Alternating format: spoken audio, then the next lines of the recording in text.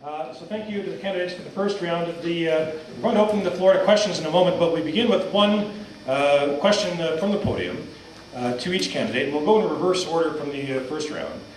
If you are elected, what will you hope to accomplish for Palliser? Is the question for the candidates, and we will begin with Larissa. Great. Well, this ties nicely into my introductory speech. Private members' bills are a really great mechanism for forcing debate on issues in the House. That is a really great position that any progressive MP elected from our riding could be taking advantage of, and I definitely would.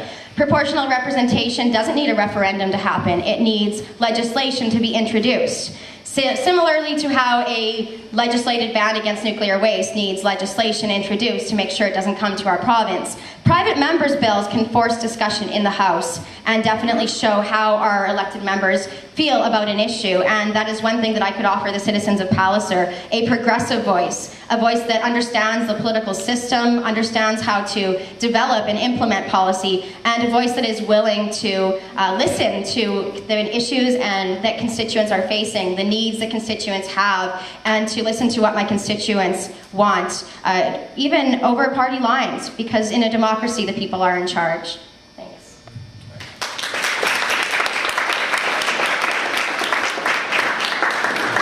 I'm sorry, I forgot to mention there's a 3-minute time limit on the answer. Oh, sorry. That's just fine.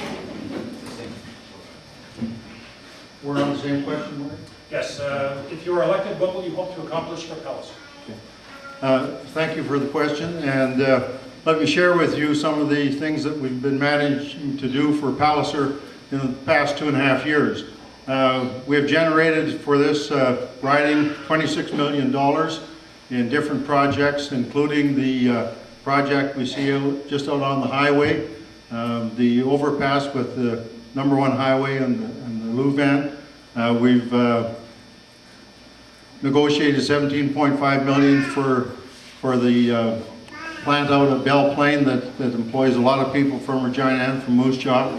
That plant that is looking at doing biodiesel fuel, helping with greening the planet. Also, that particular operation is into ethanol, so it's another greening kind of operation. I would continue to work to bring to Regina and to Moose Jaw and to the entire district their fair share of resources, and that's what we've been doing for 2.5 years. The resource base of this province is substantial. We were the ones that worked behind the scenes on the potash issue. We had 12 different meetings with the head of the Potash Corporation of Saskatchewan, with the Billington folks, with our Prime Minister, with our Premier, and our recommendation from the Saskatchewan caucus, which we were pleased to see, was that we should retain the potash for ourselves. So we do a lot of work behind the scenes, and we would continue to do that. I think that's the best effort that we can make in the Parliament of Canada, is to represent the constituents, do the best we can for them, and that's what we'll continue on doing. Thank you.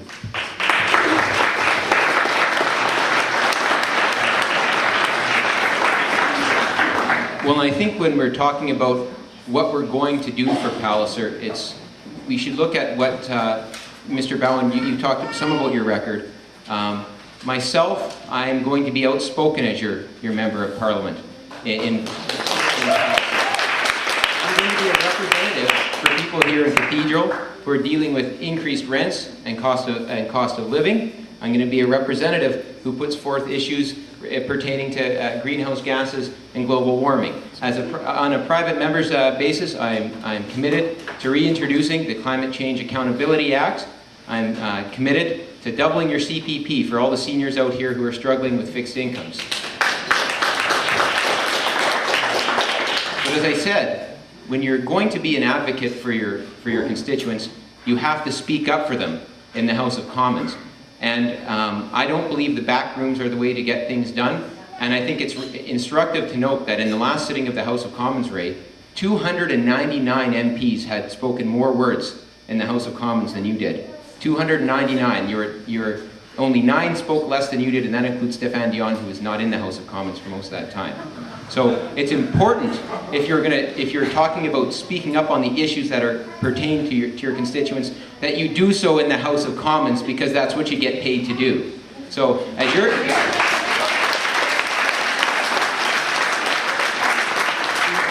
as the Member of Parliament for Palliser, I'm gonna fight for a national daycare strategy for mums and dads who are playing by the rules, who are struggling to find adequate and accessible childcare spaces. I'm going to fight for students like Larissa, who are dealing with the increased cost of tuition, by fighting for an immediate injection of $800 million countrywide to make sure that we can make tuition affordable, cut down on those tuition rates, as well as increase the Canada Grants program by $200 million so that at-risk youth and youth that don't have means have access to university, and so that we're not just becoming an insular society where First Nations people and people with disabilities can't access post-secondary education. And I'm also going to fight to make sure that your Member of Parliament stands up for rights internationally and stands up for freedom and democracy in other countries. And I think it's important that when we're talking about our role abroad, that again, we immediately bring back our troops from Afghanistan. Our soldiers have been there long enough, and I think it's shameful the treatment that our veterans are receiving from this government. And if veterans come back from Afghanistan with permanent disabilities, they deserve nothing less than a lifetime commitment from their government.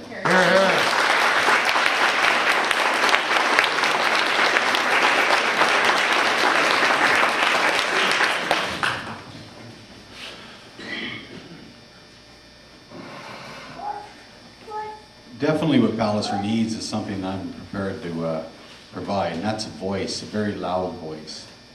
I think anyone who knows me, and I know I'm new to a lot of you, but anyone that knows me and knows my personality understands that I'm really not someone to be overlooked. I believe that there's a little bit more to it than just standing on your seat in the House of Commons and hollering.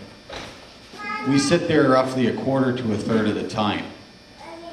The 2/3 of the time that are there, we have to have MPs that are open and accessible, that have fully staffed offices in the centres within this riding, with people there.